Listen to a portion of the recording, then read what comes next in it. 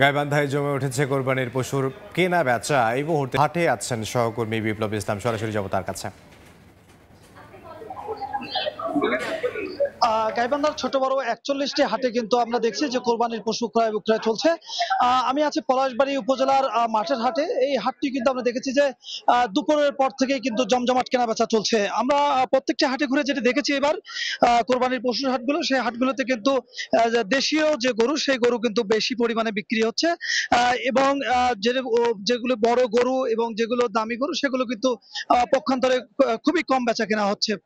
যদি বলি যে হাট ইজারাদার এবং হাটের যারা বিক্রেতা ক্রেতা তাদের সঙ্গে আমরা কথা বলেছি, তারা যেটি বলছেন যে প্রত্যেকটি হাটে কিন্তু দেশি বিদেশি মিলে প্রচুর গরু উঠছে, কিন্তু যেভাবে প্রত্যেকটি হাটে গরু উঠছে সে হারে কিন্তু কেনা বেচা হচ্ছে না বলে তারা জানিয়েছেন। তারা যেটি বলছেন যে গরুগুলো কেনা বেচা হচ্ছে সে গরুগুলোর মধ্যে সবচেয়ে দেশীয় এবং ছোট যে জাতের যে গরু সেই গরুগুলো কিন্তু বেশি পরিমাণে বিক্রি হচ্ছে।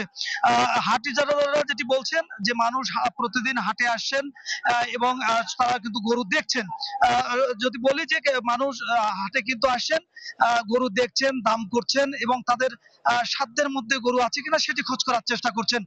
যেহেতু আরো ৫ দিন প্রায় বাকি রয়েছে ঈদের, তারা বলছেন যে তারা গরুর দাম দর যাচাই করছেন।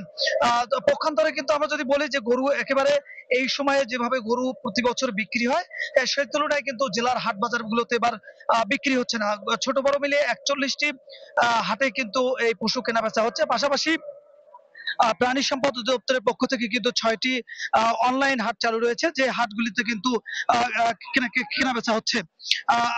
আমরা হাট বিক্রেতা এবং ক্রেতা বিক্রেতার সঙ্গে যেভাবে কথা বলেছি, তারা যেটি বলছেন যে এইবার হাটগুলোতে কিন্তু যেভাবে আসছে ক্রেতারা সেভাবে কিন্তু তারা ক্রয়ের সুযোগ পাচ্ছেন। কেননা এবার প্রতি বছরের চেয়ে প্রত্যেকটি গরুতে কিন্তু ৮ থেকে ১০,০০০ টাকা কম বলে কিন্তু বিক্রেতারা আমাদেরকে জানিয়েছেন। সব মিলে যদি বলি, ক্রেতারা বলছেন যে তারা কমের মধ্যে এবার গরু কিনতে পাচ্ছেন, বিক্রেতারাও কিন্তু কিছুটা স্বাচ্ছন্দ্য ফিল করছেন এইবার গরু বিক্রি করে, যদিও খামারিরা একটু লসের কথা বলছেন। এই ছিল গাইবান্ধার কোরবানির হাট থেকে সর্বশেষ।